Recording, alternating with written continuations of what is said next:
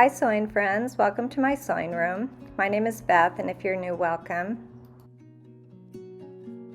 Today I'm going to take this orphan block quilt top that I've had in my sewing room for quite a while now, and I'm going to turn it into something that I've heard called a quillow.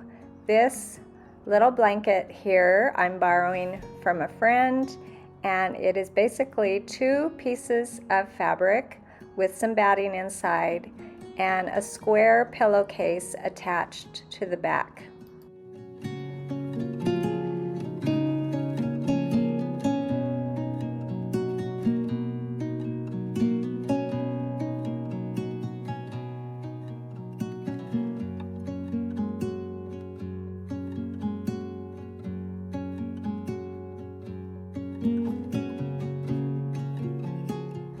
This very simple quilt is 40 inches by 70 inches. It's kind of thin and long, and when folded in thirds, it is folded up and tucked into that pillowcase that's attached on the back. So it kind of doubles as a pillow, which is great for maybe a car trip or a picnic.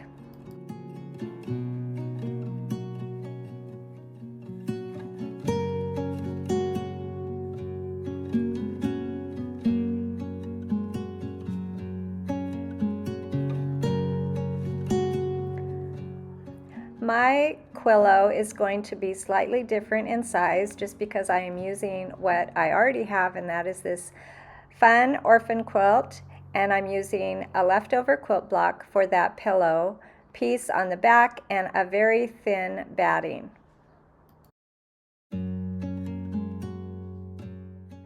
I spread this lightweight batting on my guest bed here. The grandkids are visiting, so some of the floor in my sewing room, the floor got smaller because I have this bed set up. So I'm going to lay out that quilt top on the batting and get an idea of the size that I need, and then I'll trim away the excess batting before doing some simple quilting lines on this quilt.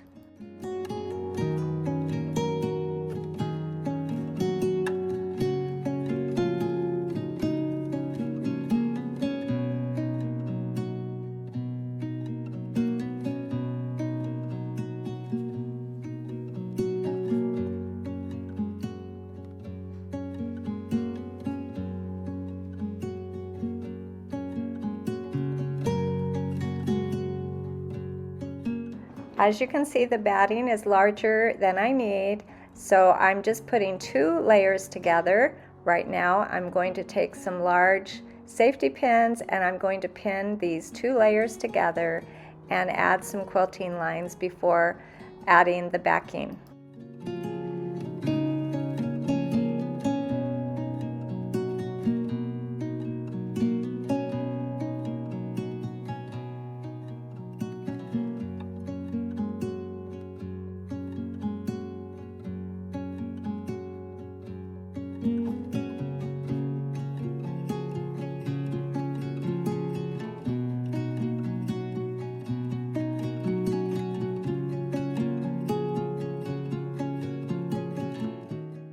My quilt is pin basted now, and I'm going to put some quilting lines through the center of my quilt so that when I add the backing and turn it right side out, the batting will stay in place and not shift around.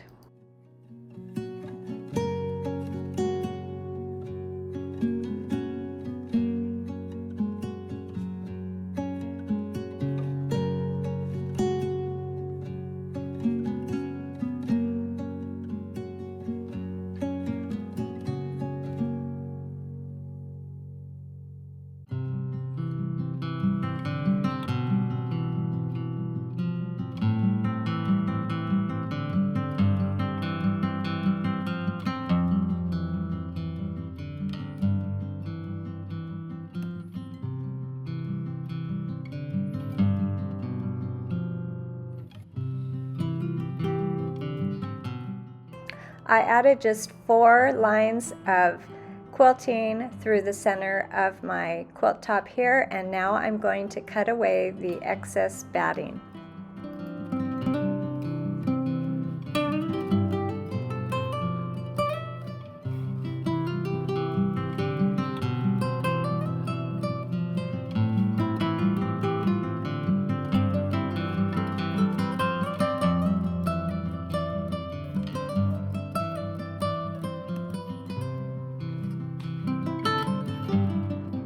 I found a large piece of fabric for the back of my quillow here. It's a cotton sheet that I've used before, and I had just the right amount, a little left over here, but a good size piece of cotton that I can put on the back of my quillow.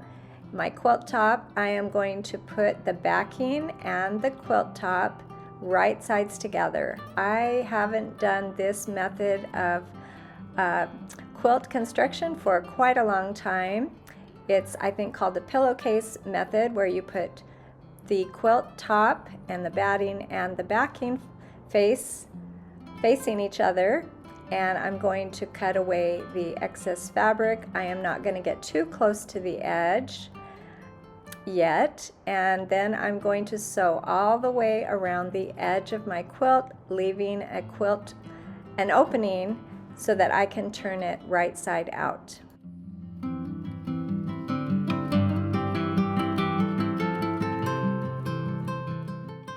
So once I had the backing and the quilt facing each other, I went all the way around with pins. I smoothed everything together. I don't want any folds on either the backing or the quilt, and I'm going to pin around the edge, and then I will do my stitching.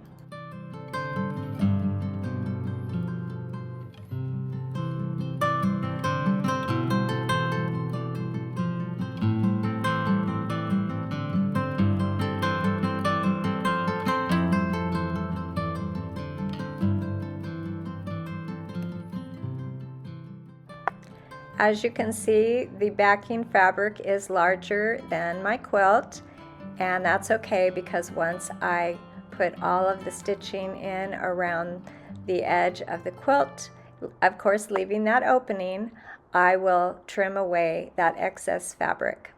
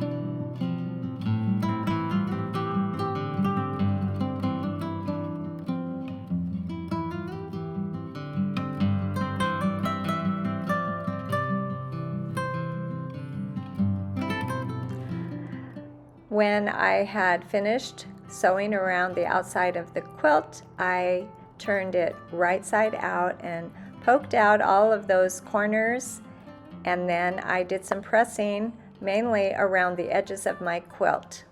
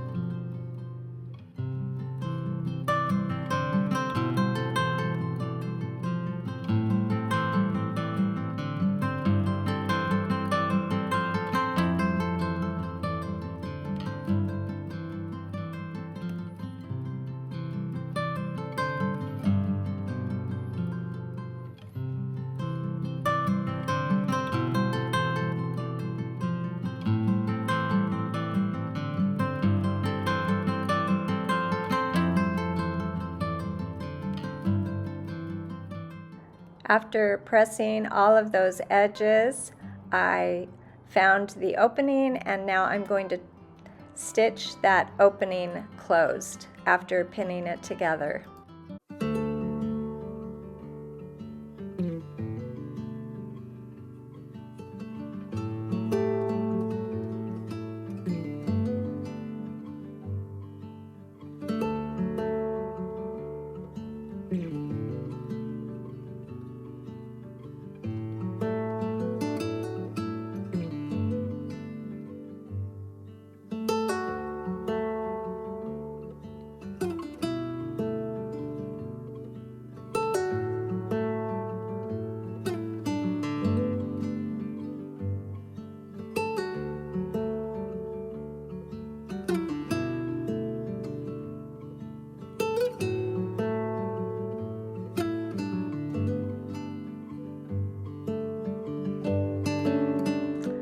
All right, I have all of my safety pins still in my quilt top. The first 2 layers were pinned together.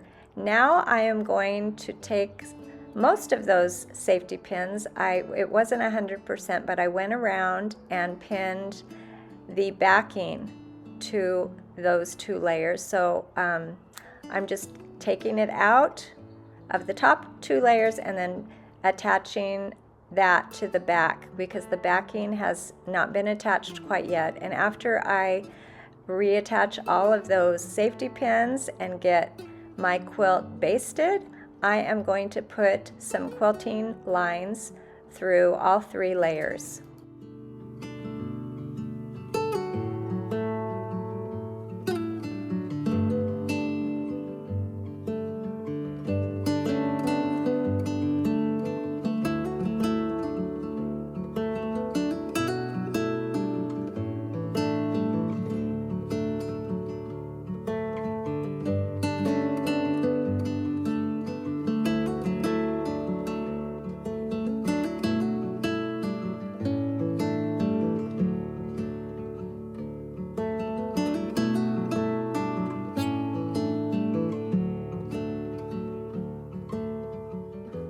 The sample quilt that I showed you at the beginning of the video, the very simple quillow that I am borrowing from my friend, had only 2 quilting lines going through the quilt, and that was interesting to me because it really has done fine over the years. I think it was used quite a bit, and so there's not a lot of quilting. When you're quilting 3 layers together like this, it's just a little bit tricky with this pillowcase method, and I didn't use any basting spray. I think I could have used more pins to keep my layers together more smoothly, but it turned out fine in the end.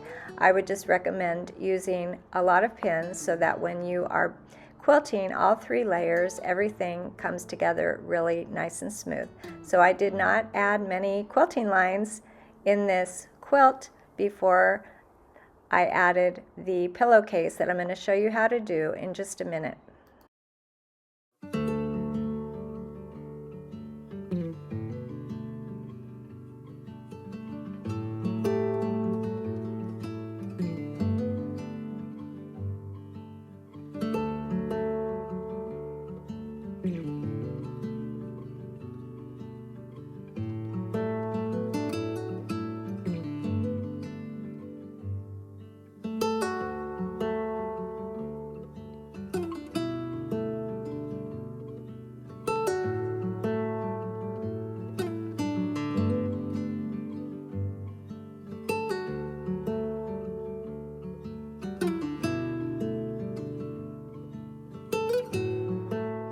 So after removing all of the pins, I figured out how many times I needed to fold this and what size pillowcase I want to add to the back.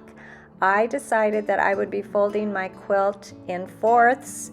The sample quilt that I showed at the beginning was folded into 3rds. So I measured the width of this folded area, and it's just about right for the quilt block that I have, and I'm going to add a border on 3 sides of my quilt block, 2 1/4 inches on 3 sides, so that I have a little more room in that pillowcase that I'm making here, a little more room to enclose the quilt that will be stuffed inside.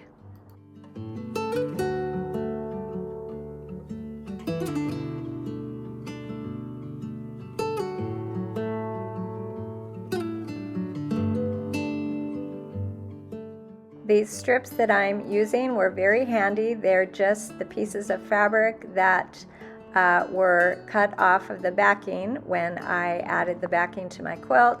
So they were very handy, and I just pulled those out and cut them the length that I needed.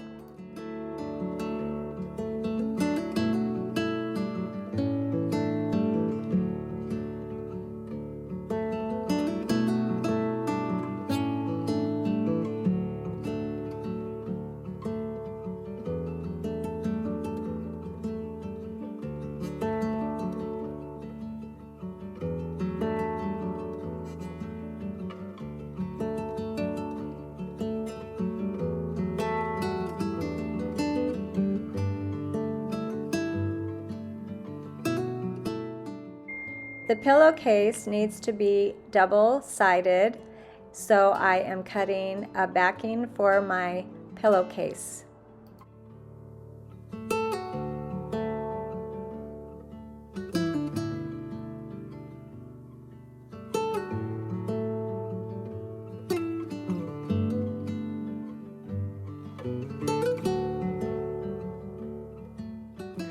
I sewed all the way around this pillowcase, leaving an opening so that I can turn it right side out, and then I will need to stitch it closed. So this pillowcase needs to be two-sided.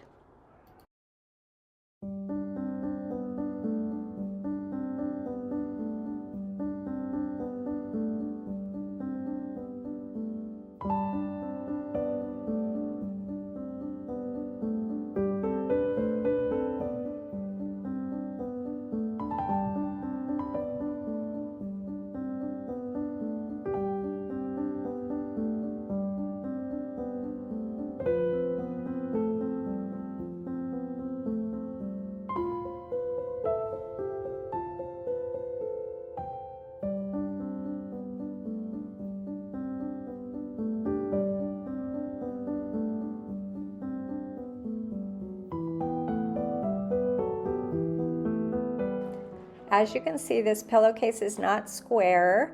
It is going to be a little rectangular, and because the side without the border will be the side that I'm going to be tucking my quilt into. And I'm sure you could add borders on all four sides. This is a very forgiving project. This is just the way that I decided to make mine. So if your pillowcase does have a right side to it, that right side needs to be face down on your quillow.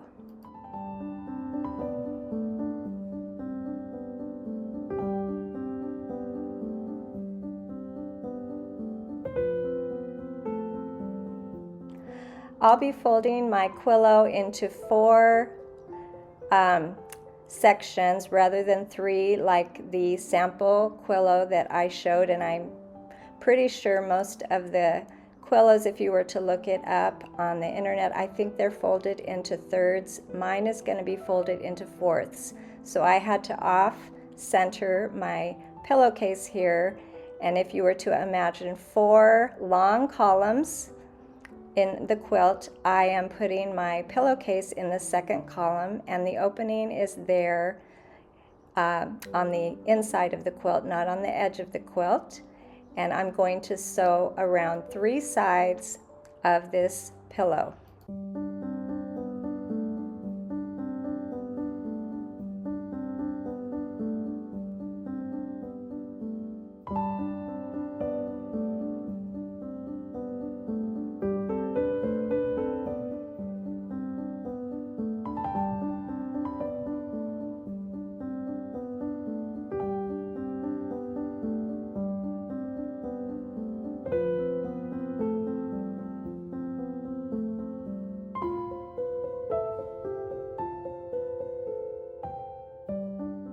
I top stitched around this pillowcase on 3 sides, and I left that one side open, and I back stitched on both of at the beginning and at the end, because there's going to be quite a bit of tugging going on when I am opening the quilt up and when I am stuffing it back into this pillowcase. So I did a little back and forth stitch there, and here is the finished quillow. And as you can see, I'm going to try to fold it into fourths and stuff it into that pillowcase for a quick demonstration.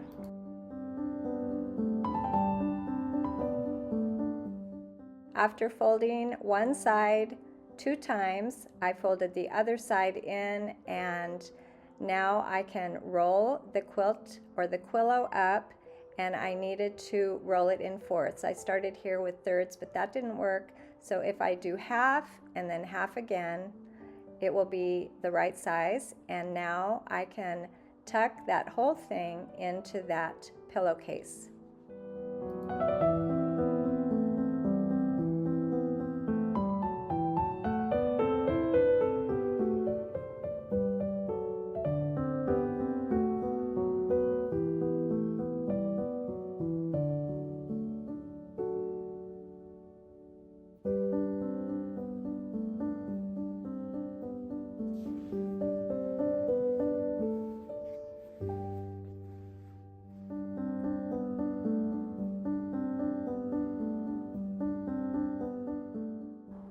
Here it is again on my sewing table. So I folded the 2 sides in, and then I need to fold one more time, and I need that pillowcase on the outside so that I can stuff that quilt into the pillowcase.